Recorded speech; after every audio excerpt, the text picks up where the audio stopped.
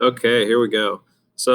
I hope everybody had a great weekend. This is your weekly overview for the week of March 15th to the 19th. This is week 3 of our time in fine arts or our time in visual arts for the third trimester. What you are going to be doing this week is you're going to continue working on that final draft. So on Friday, you should have begun the final draft. If you haven't gotten that far yet, that's okay. You just want to make sure that you may need to spend a little bit more time on top of the 40 minutes expected each day to actually get caught up and get things rolling. Okay. So on Monday and Tuesday, you'll notice that I went ahead and merged these days together. That is because sometimes when we get working on the project and we get started on the project, we have a handful of students that work at a pretty fast pace. We also have another handful that are a little bit slower, maybe need a little bit more assistance, things like that. Okay. I did put a couple links in here, so just kind of know that some of these are review. If you need to research your design a little bit more and try to get an idea of what's going on, then you can start doing that. I'm going to basically just come out and say, once you finish the lettering for the actual graffiti project and you get whatever word you chose written out, you can go ahead and start thinking about what else do I want to add to this project. Okay. One thing that I'm going to try to do, and I'm going to write it down really quick, is I'm going to try to add some student samples of some really nice quality work that I received in trimester 1 and 2, just to give you like a level of expectation of what's expected for the project. So I'll try to throw in some samples probably in like Wednesday's folder because there's not really much linkage there. But what you're going to want to do is you're going to want to finish your word, make sure it's nice and clean, and then you are actually going to start researching a little bit of graffiti designs. Okay, so think about like what's around the word.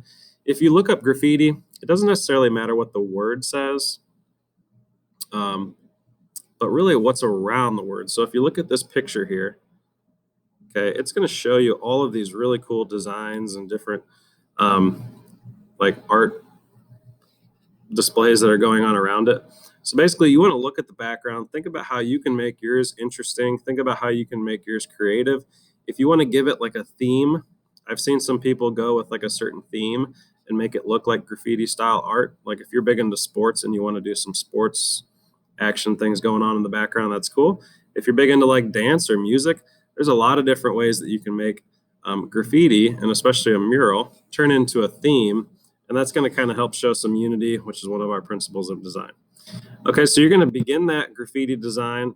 Remember that when you do this project, you are going to fill up the entire page. So hopefully at this point, the word is written out nice and big on your paper. It's balanced, which is one of our principles of design, which we talked about. And then for the rest of the page, you're going to fill it in with different design elements and things like that. Okay. So I put a few links here that are going to give you some ideas for different things that you can put around your graffiti. And so that is pretty much what's expected on Monday and Tuesday. Sorry, I thought Mr. Hoffman was walking over. So on Wednesday, you're going to notice Wednesday is work day. Wednesday is a work day. Today is a day for the students to work on their graffiti projects for the entire 40 minutes. I would suggest that you are about all the way finished with your graffiti drawings. Okay, that's basically like the letters, things like that. Next week we will talk about shading it in, adding color, and all of that fun stuff. But if you are all the way caught up with what's expected, you can move on to your weekly sketch. Which is number 3. Your sketchbook assignment for this week is to draw something that goes. What does that mean? That just means anything that moves or goes. You can interpret that however you wish. I try to keep the sketchbook assignments a little bit open-ended so that you can have fun with it and you can draw some more things that you're more interested in. On Thursday is also a work day. If you still need to research your design, okay, it's very similar to what we were doing the rest of the week. You just want to make sure that your entire page is filled up. Okay. You can add a lot of these options here. Remember, your sketchbook assignment is due tomorrow. And then on Friday, we will actually get into, I'll basically post the tutorial on how to color, how to shade in your graffiti artwork. And then after you watch that tutorial, just spend the remainder of that 40 minutes working on the project, and also making sure that you submit sketchbook assignment number 3. Okay.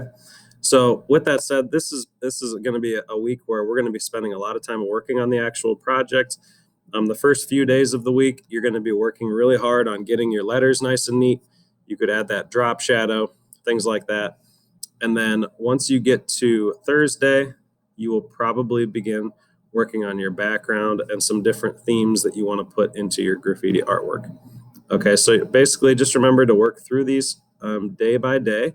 Spend 40 minutes a day. So for Monday and Tuesday, that's a total of 80 minutes to accomplish this. Wednesday is another 40 minutes to finalize it. And then Thursday, you may be getting ready to work on the background. Okay, you could add a brick wall, spray can, etc.